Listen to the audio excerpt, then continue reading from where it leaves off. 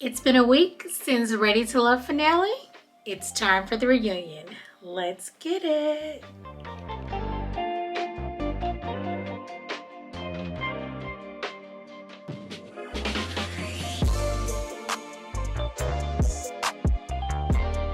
Hi there, Simply Stubbies. Welcome back to the Simply Stacy YouTube channel. It is your girl Stacy, and this is a reality recap. We are doing Ready to Love season 5, as we call it, season 4 as the OWN Network calls it. This one took place in Chocolate City, DC. It wasn't my favorite, but we're at the end and it is time for the reunion show. I like to watch the reunions because some time has passed and we can see if the couples are still together, if there is beef between the castmates, or if anything has been resolved. I will tell you one thing. Tommy was missing, y'all. Tommy tested positive for COVID, and so he couldn't make it. He could not make it to the reunion show, and there was a new host. Her name was Tanika Ray. It looks like I've seen her before, but I can't recall where I've seen it from. But anyway, she's hosting, and so Tommy comes on with a little video and tells everybody, I'm going to hand it off to Tanika Ray. She's great. You guys are going to like her. And then the other person who I really was hoping to see was Shiloh. Now, as we all know, Shiloh and Phil had a little tiff at the end. He picked her up. It was all this drama. She self-eliminated because of it. I feel like she's had some slack on social media since it aired, because a lot of people were saying she kind of overreacted. I too personally kind of think she kind of overreacted, or not necessarily overreacted, because her triggers are her triggers and she's entitled to her feelings and opinions. But the one thing I could not commend her on is that she did not see it from his perspective. Like, he was trying to protect her and he didn't want her going down no dark alley, and he didn't want to go down no dark alley anyway, but she's not there. They didn't even address it on part 1. There's actually going to be a 2-part reunion special, so there's that. But other than that, the rest of the cast was there. Listen, I'm gonna tell you, I forgot about most of those people. Most of those people did not make an impact on me, and I was like, who is this? Oh yeah, you got eliminated when? Oh yeah, interesting. So anyway, the host, I don't know how she chose who she was choosing to talk to, but it was very interesting, I will say. The first people she wants to talk to were not the first people eliminated, but were the people who came mid-season. So she started with Sean. Remember, he and Sydney came in mid-season at the pool party, and so she wanted to stop by and talk to him. And if you guys recall, he had kind of a connection with Aisha, Sabrina, and Tasia. But Tasia was saying he wasn't really reaching out after they went on a little cute little date. He liked her, seemed like, at the date, but then after the date, that was basically a wrap on that. Tasia ended up finally eliminating him, and he did get as far as meeting Sabrina's friend group, and it was crazy because he had literally been there like a week or something, and they were grilling this man like they had been dating the entire time, like Cornelius and Camille or something. But she did go ahead and apologize for her friends and how he was treated on that show. He was like, hallelujah, when they told him he was being eliminated. He said that was not a fun time for him. He did not enjoy his time on the show. He was not there very long. Now, that is the truth. Prior to them coming on, people were making connections, so it just really did not work out for him. And I feel like it's possible that had he been able to come from the beginning, he could have had a better shot. That was basically it on Sean's segment. I was like, yeah, we could have definitely went without that segment. Next up was Sydney, and the host Tanika was like, yeah, you came midway through as well, but it seemed like it actually worked out for you. Things took a turn for a different turn for you, and you got to get down to the end of it, and you chose Phil. And Sydney has the Phil and Frank connections. And actually, Sydney said that up until the last minute, she was still torn between Phil and Frank. She just did not know. And she said that she's actually more kind of attracted to the cool, collected type. And so when they were at the pool party and Phil was the only one who really didn't come up to her and try to get to know her or talk to her. She was like, oh, okay, he just like back in the cut or whatever. So she was going to try to check him out. But now he checked her out. He had a little commentary on how beautiful she was at that pool party. But apparently he did not reach out to her directly in that moment. Phil says that when he started to date her, it made him think about the whole process and dating differently. He was able to open up to her. And so the host asks, are you guys dating exclusively? And he says, yes, that they are. She then asks, so are we talking about engagement? And I'm like, girl, you know they've been on this show for 2 months. They just met these people. At least just let them be in a dang exclusive relationship. Like, pump the brakes, really. Like, pump the brakes. I guess it's been a few more months since then, but probably no more than 6, if 6. And probably not. It's probably been like 4 months total that they've known one another. And she came mid-season, so probably not even that long. So I'm like, lady, calm down. They already met and started their little romance at the end. So don't be going there. Here goes Sydney. Ooh, that word just keeps coming up. Basically, she was like, she can't answer that. So Phil was like, you know what? Like, to be honest, we're older. We want a relationship. Ultimate goal is to get married. So when you're dating with intention, then, you know, not to say that's going to be tomorrow or anything, but, you know, if we can continue to move like we're moving and get along and still be compatible at the end of the day, then, you know, engagement could, I guess, be on the table. And Sydney basically says that her and Phil are like the best of friends and they will forever have a connection. And she's glad that he picked Moomin and it didn't sway her decision. Because that's what the question was like, did you know that Frank was going to pick Moomin? And if so, did that sway your decision any by picking Phil? And she was like, no, not at all. Frank and her was always going to be friends, which is what I got from them anyway, like friend vibe. She was like comfort level, not I want to be like dating him or anything like that. So then next up, there's a set with 4 of the couples, well, 3 couples and 2 other girls. So I was like, okay, I don't know how they kept picking who was gonna be on the stage at one time, and I don't know why they kept changing it up either. I feel like they could have had a hot seat or a hot couples love seat, and then or have people move around, but for people to just keep going back and forth off stage, it was a little different. I don't think they've done it like that in the past. Anyway, Camille and Cornelius were on the stage, Courtney and Corey were on the stage, and then was it Dante and Aisha, and then Moomin and Sabrina. So 4 couples and then Moomin and Sabrina. And I was like, okay, why?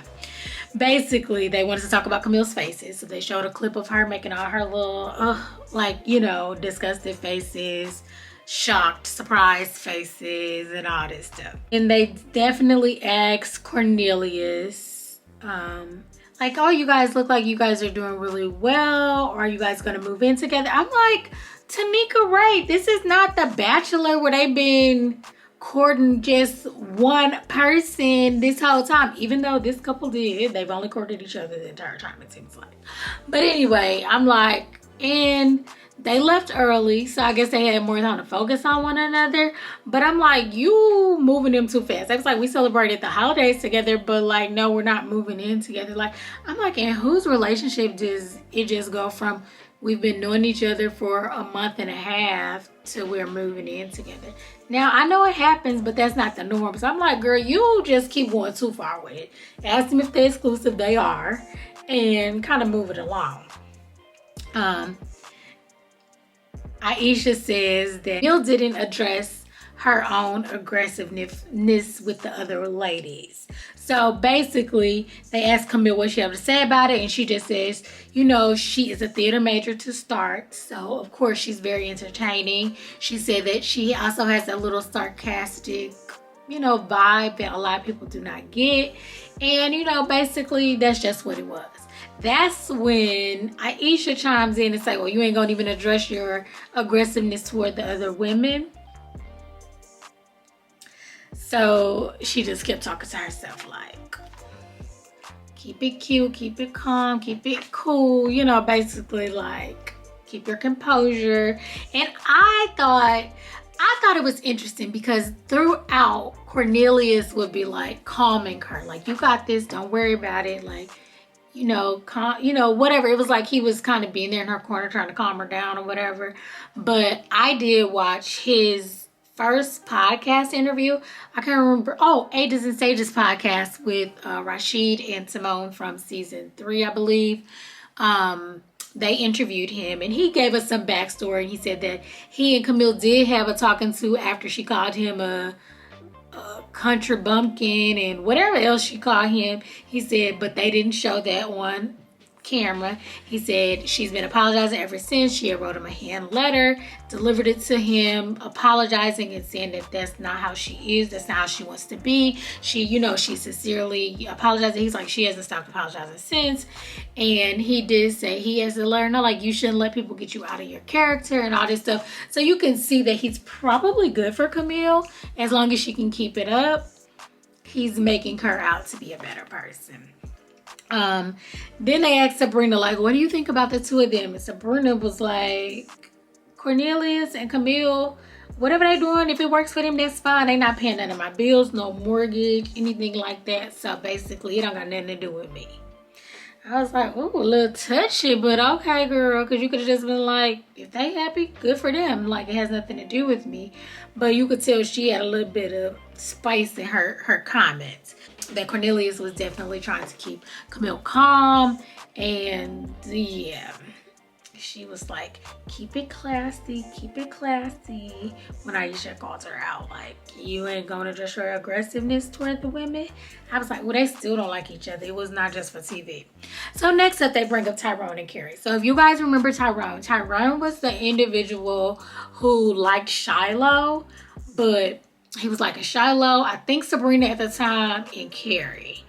And Kerry was like, we had such a good conversation. Then the next thing you know, he had told her, I don't want to date you no more. I forgot how he said it, but it wasn't real good. And then he started telling people that she was being aggressive. She hasn't go and talk to him again. He just kept saying, your aggressiveness. She was like, I liked you.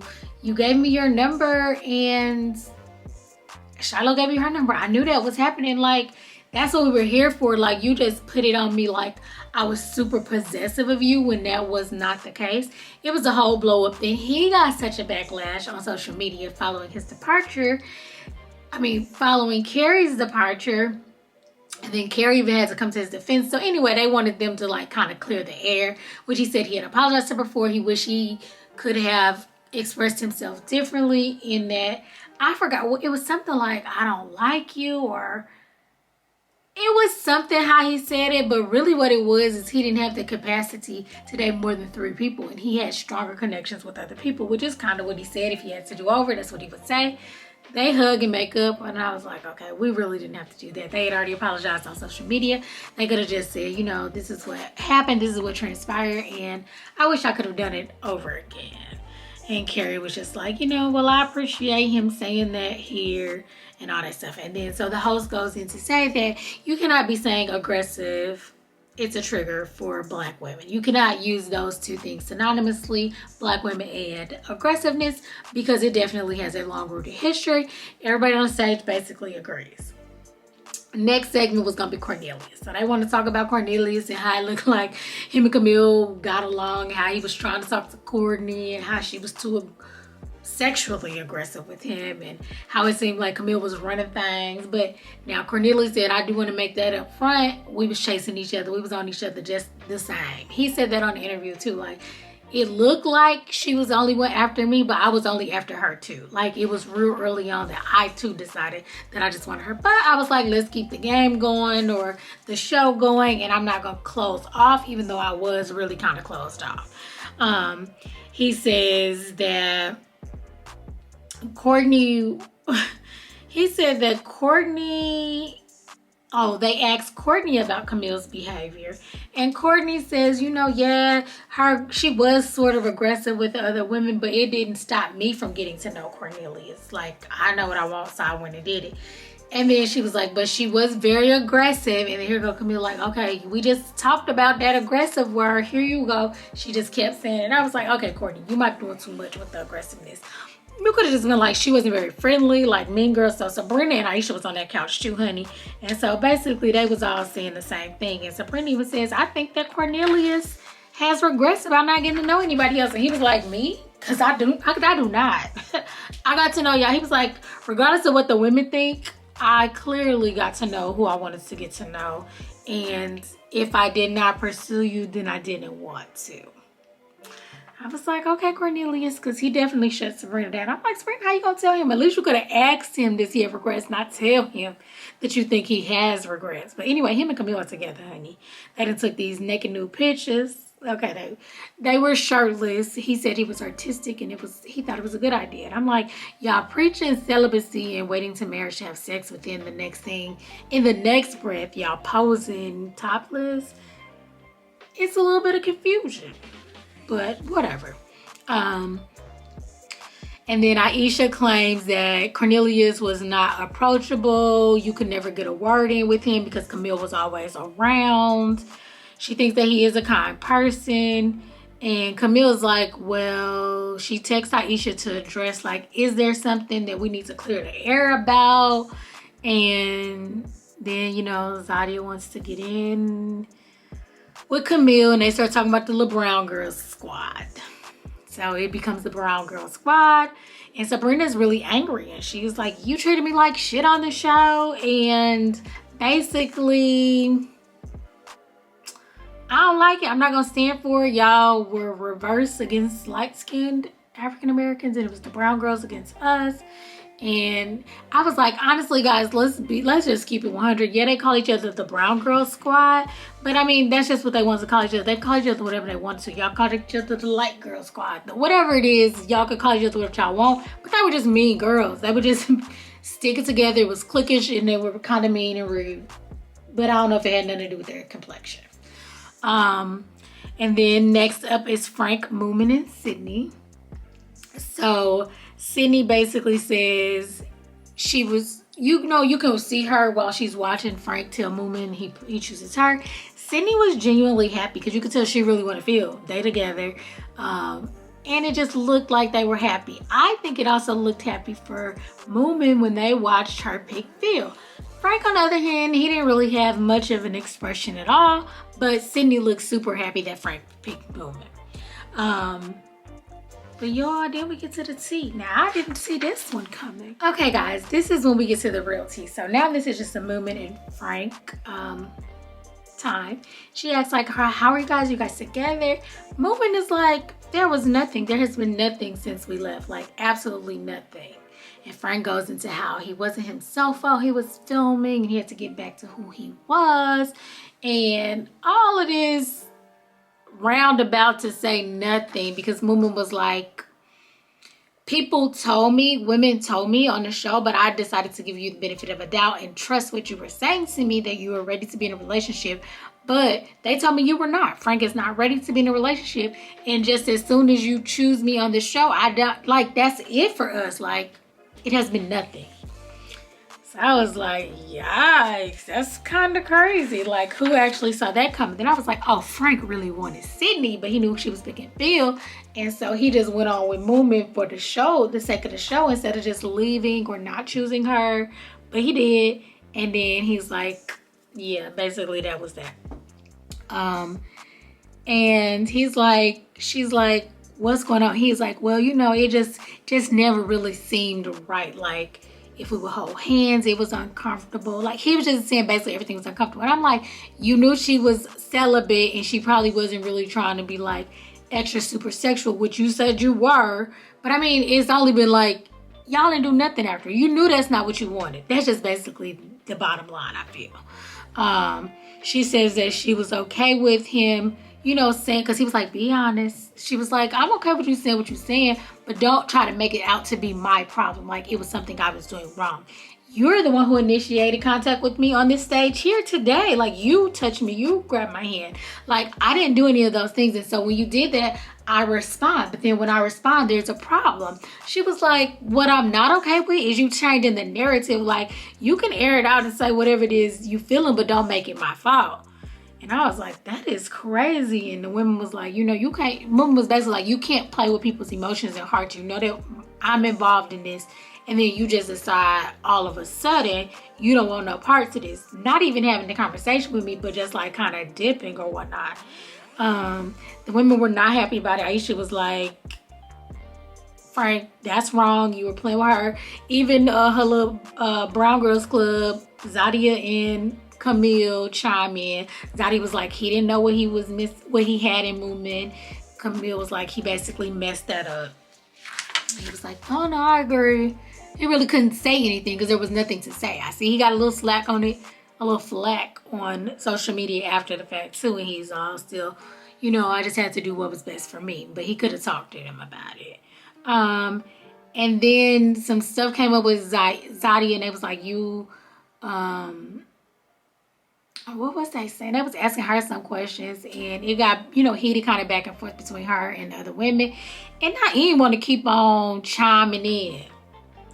Naeem, be quiet. Sydney was like, could one of y'all men check him? Because he kept saying, well, what I want to say is on the first elimination, 8 out of the 9 guys picked Zadia for their number 1. And so I'm just saying, like, they jealous. Basically, without him just outright saying it, that's what he was trying to say. And I was like, so how the heck would we even know who all the 9 men chose? Because think about it. If we was dating any of them men, they wouldn't tell us they chose her first. Like, make it make sense. And Zadia was just like, Naeem was going, listen, I'm going to say he going to stick beside her, honey. He is going to stick beside her. And they was annoyed with him. And I was like, Naeem, sit down somewhere and stop talking. This ain't even about you. But he was definitely defending Zadia, who, of course, got backlash. Again, one for putting her hand all up in Dante's face and for just being a mean girl overall. What do you say about that? Yeah. Sydney was cracking me up talking about something. Why don't y'all just give him a peach like he a housewife? Talk about Naeem, because he wouldn't shut up. He just kept on defending Zadia. They do go into the topic of when they were at dinner at the retreat, and then Camille said, Aisha said something about, well, what if Cornelius goes home next? And Camille said, I'll F y'all up. So she wants to blame it on editing, and she said my mouth was not lined up with the words, and I did not say that. Who I heard at the table, some people raised their hand. I was like, yep, I heard it. I think Naeem across the course of Cornelius, I didn't hear that. They were across the table.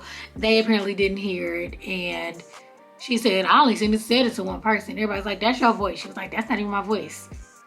They played it again. I could kind of see what she was saying, that her lips were kind of off, but she definitely said it. Maybe not in that moment, but she said it about something. And anyway, they're on to part 2 of the reunion. So I guess we'll see what that's about. I'm almost over it. Like, I feel like we know everything there is to know. Walt and them not together. Boom, they didn't even get together. Phil and Sydney are together. Moomin and Frank are not together. We already know Dante and Aisha is still together. I've seen them on social media.